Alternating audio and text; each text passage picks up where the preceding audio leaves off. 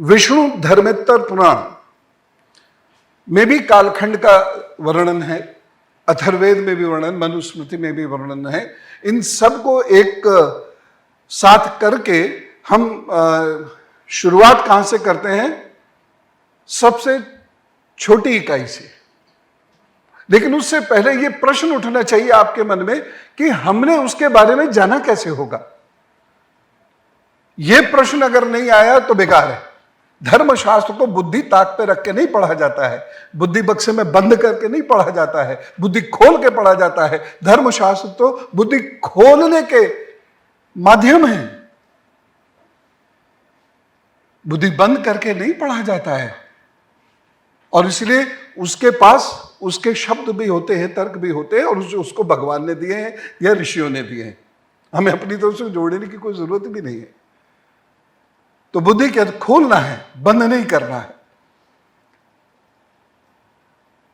तो ऋषियों ने कैसे धरती की आयु पता करी होगी? कोई गैस? ना, कोई गैस? सूर्य की गति से नहीं। और कोई? ना, किसी ग्रह की गति से नहीं। और कोई गैस? कार्बन डेटिंग ऋषियों के समय में कहां थी? कार्बन डेटिंग तो भारत में जब राम मंदिर इशू शुरू हुआ था उस समय भी कार्बन डेटिंग का इतना फ्रीक्वेंट यूज नहीं होता था। कार्बन डेटिंग तो 19th सेंचुरी में भी लेटर स्टेजेस में आई, अगर मैं गलत नहीं हूँ। 1935 के बाद से कार्बन डेटिंग धीरे धीरे शुरू होती है भारत में, उसके बाद बहुत बाद में आती है। और बाकी पेंजिया था, पेंजिया के इतर सब पानी ही पानी था। जी नहीं, ऐसा कोई प्रमाण नहीं मिलता। राम राम गुरुजी। हाँ। गुरुजी, जैसे हम पेड़ की आयु देखते हैं उसमें जो करेक्ट, पेड़ की आयु से,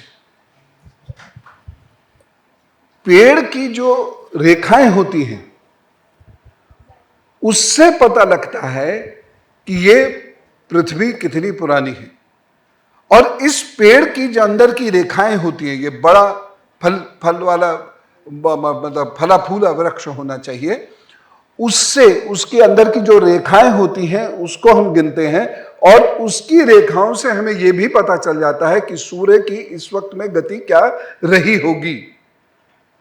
क्योंकि सूर्य 80 वर्ष के बाद अपनी गति में, अपनी तीव्रता में, अपने तेज में एक परिवर्तन भी करता है। श्री कृष्ण के बारे में जब आप बात करो तो ये सब चीजें जाननी बेहद जरूरी है, क्योंकि वह इसके बहुत बड़े जानकार हैं।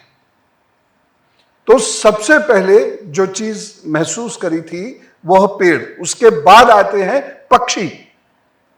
पक्षी के उड़ने का तरीका, उसके पंख, उसकी हड्डियां, इससे पता चलता है।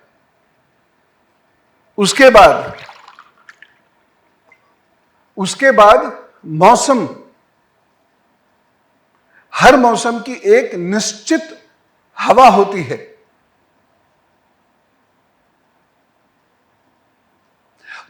हर मौसम के एक निश्चित लक्षण होते हैं, जिसको देखकर हम ये समझ जाते हैं कि इस बार बारिश कैसी होगी, कब होगी, किस समय नहीं होगी, किस समय होगी, भादों की बारिश अश्विन में कब होगी, ये सब उससे पता लगता है।